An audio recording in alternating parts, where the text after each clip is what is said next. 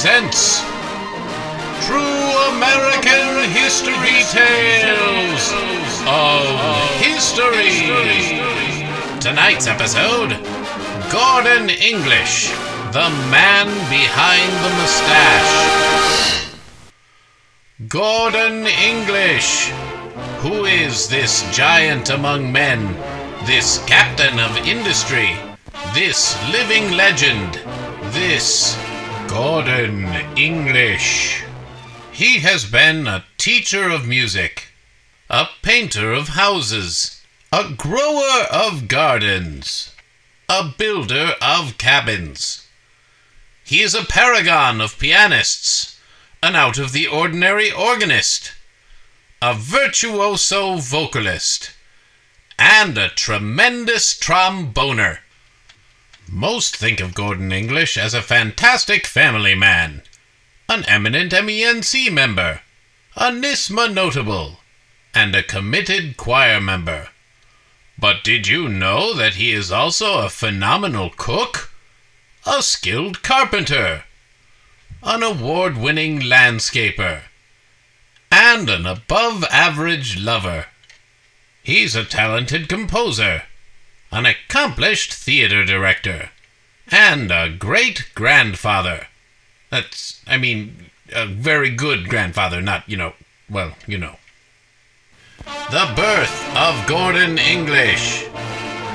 In a century previous to our own, Scottish immigrants Howard and Catherine English came to America with one simple dream. A dream of settling in the Kinzua Valley and then abruptly moving to the mountains of Pennsylvania, and giving birth to a prominent choral director who would marry a beautiful nurse from western New York and then move to Batavia and live in a blue house with red shutters. Howard and his very pregnant wife Catherine settled in the quiet village of Kinzua and prepared for the birth of their child. But then, tragedy! The valley was flooded by the creation of the Kinzua Dam. The English household suddenly found itself in the middle of the newly created Allegheny Reservoir. The young couple and their unborn progeny barely escaped with their lives. Howard and Catherine moved to Bradford, a small town that had suddenly become a major figure in the booming Pennsylvania oil industry. Set in the beautiful Enchanted Mountains, Bradford was a haven for young men and women who were willing to work hard for a piece of the wealth represented by the black gold that literally seeped from the cracks in the ground. Howard and Catherine immediately went to work in the oil fields, setting up enormous derricks and drilling for oil. It is said that Catherine, working by herself, could hoist a derrick crossbeam into place in under a minute, even when 9 3/4 months pregnant. Little is known about the early years of Gordon's life, and over time the truth has become difficult to distinguish from the legend. We know that he had one sister, although her name has been lost to history. Most of the stories of Gordon's childhood have become the stuff of folklore, most notably, of course, the legendary Gordon English bear stories. What parent hasn't regaled their young ones with the story of Gordon English and the 3 Million Bears, or Gordon English, Bear Fighter? Although the public popular belief that he killed a bar when he was 4 is likely exaggerated, the story has been told so many times we figure it must be at least half true. And think about it, even if he only maimed or severely injured a bear when he was 8, it's still pretty impressive. But one story of Gordon English's childhood is beyond doubt. Throughout his younger years, Gordon would hike up the mountain behind his parents' house to a particular spot with an especially beautiful view of the valley below, and would daydream of one day building a log cabin on that spot. The college years. Gordon left Bradford to attend Roberts Wesleyan College, where his musical gifts blossomed. He quickly became a virtuoso performer, mastering many musical instruments, including the piano, the organ, the marimbas apparently, the slide trombone, and whatever this is. He was lauded as a musical prodigy, and his performances were widely acknowledged by all at the school. His senior recital, culminating in a rousing performance of Gershwin's Rhapsody in Blue, was greeted by an almost unheard-of standing ovation. Afterward, he was given the Medal of Honor by President Franklin Delano Roosevelt. But none of his musical and scholarly accomplishments meant as much to him as what he viewed as his greatest feat, winning the heart of a beautiful auburn-haired nursing student named Mary Brinkman. From the first moment he saw her, Gordon knew he had found the one. Eat your heart out, boys. This one belongs to Gordon. The two wed and moved to Batavia, New York, where Mary would become a school nurse, and Gordon would take up a prominent role in the Batavia City School District as a music teacher, choral director, and Formula One race car driver.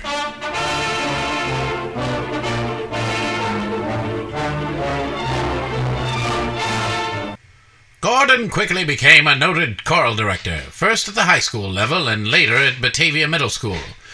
He was appointed to prominent positions in NISMA, MENC, the CIA, the FBI, and the NAACP. It seemed that the sky was the limit for Gordon English. But then, war!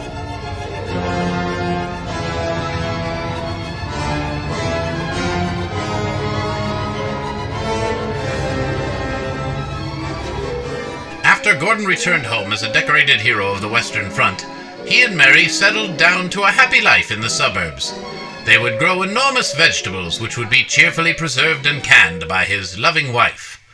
Gordon and Mary had 3 children, and Gordon began painting houses in the summer so that they would have extra money.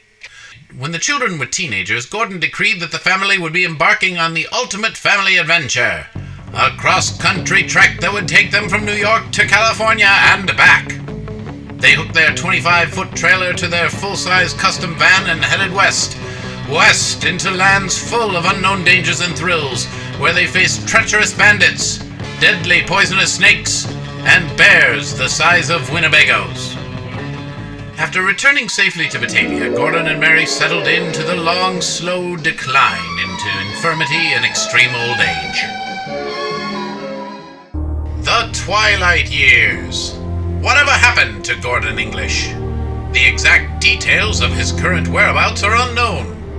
His children, once grown, apparently reflected to some degree their parents' talents.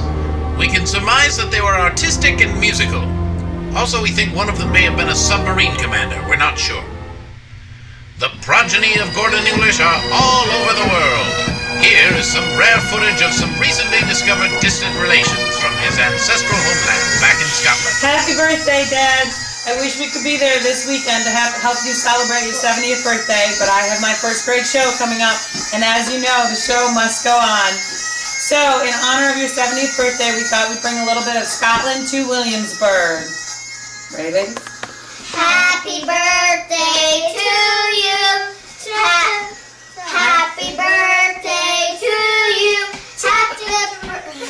Happy birthday, dear Papa. Happy birthday to you. Cha-cha-cha. We know that Gordon retired early from teaching and devoted himself to the realization of a lifelong goal, the building of the log cabin he had dreamed of as a boy. Purchasing the mountain where he had spent his childhood, Gordon designed and constructed his dream family vacation home on the very spot where he would, as a child, sit and daydream of a life full of love and music.